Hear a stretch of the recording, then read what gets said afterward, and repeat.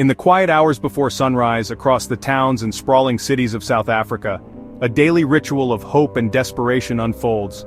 This is the front line of public health. But what you're seeing is more than just a queue for medical care. This is gonna blow your mind. South Africa's public clinics have become the new battleground over healthcare access, a flashpoint in a deeply divided nation. The fight isn't just about who is sick, but who belongs. At the heart of this storm is a controversial anti-migrant movement that calls itself Operation Dudula. The name, derived from isiZulu, means to push out or to force out, and their mission is just as blunt. Operation Dudula's latest protests have everyone talking, igniting a firestorm of debate that touches on everything from national identity to constitutional law. They've taken their campaign from the streets to the very doors of the nation's hospitals and clinics. But to understand what's happening, we need to look past the shouting and the headlines. We need to unpack the fear, the frustration, and the complex reality of a healthcare system at its breaking point. Here's what's really going on. Operation Dudula, which began as a vigilante group in Soweto targeting alleged drug dens and illegal businesses, has rapidly expanded its focus to immigration. The group says it's planning to meet with Health Minister Aaron Motsoaledi. Their agenda is clear and uncompromising. They want to demand that South African citizens get absolute priority at all public health facilities. Their argument is that the system was built for South Africans and should serve them first.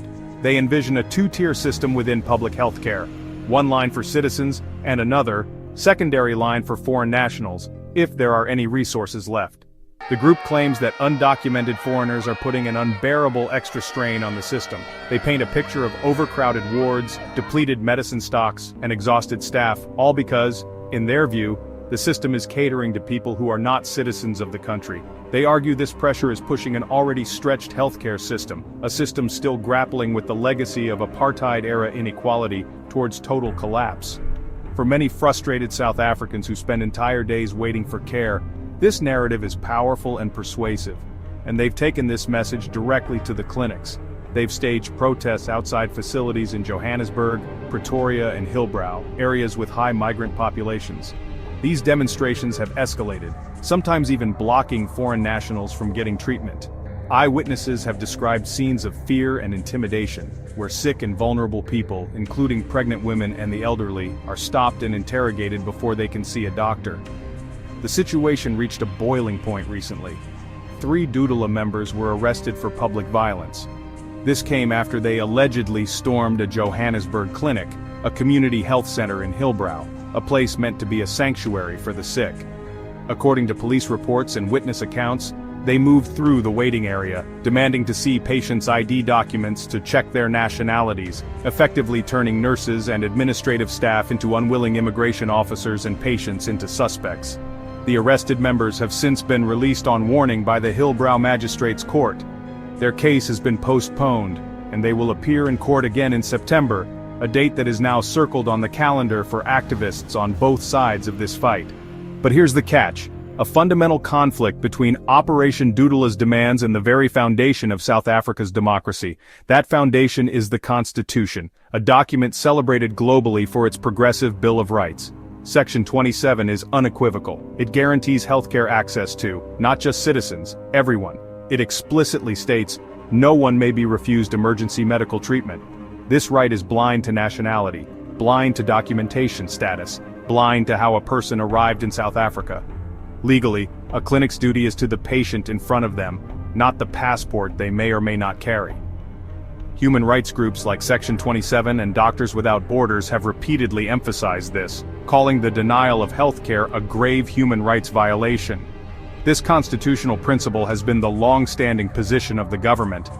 Former Health Minister Aaron Motsoaledi, who dealt with this issue for years, has made it clear. Healthcare is given based on medical need, not passports. The ethical creed of every doctor and nurse in the country is to treat the sick. To ask them to act as border agents at the clinic door is to ask them to violate their deepest professional and ethical commitments. The minister also points to a critical, often overlooked financial reality. There is no mechanism for provinces to reclaim costs from national government or foreign governments for treating undocumented migrants. So, while the national policy, guided by the Constitution, dictates they must treat everyone, the provincial budgets, which are already under immense pressure, must absorb the full cost for treating undocumented migrants. And this brings us to what many experts and the minister himself say is the real problem: chronic underfunding and severe budget cuts, not migration.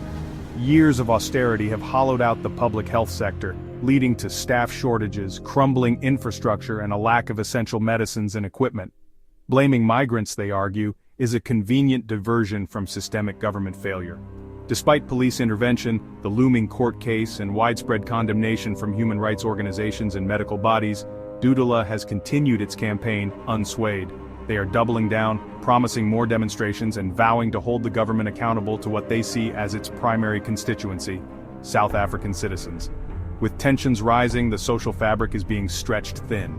This isn't just a policy debate, it's a conversation happening in taxi ranks, in shebeens, and in the long, winding queues outside the clinics themselves. And so, the debate is far from over. It has become a proxy war for all of South Africa's anxieties: high unemployment, staggering inequality, and a growing sense that the promises of democracy have not been fulfilled for millions. So the question remains, but it's more complex than it first appears. It's not just about legality versus frustration. It's about how a nation reconciles its progressive, humane laws with the harsh realities of poverty and a failing public service. How does it address the legitimate anger of its citizens without betraying its constitutional soul? In the end, the answer to who gets access to care and who gets left at the door may very well define the future of South Africa itself.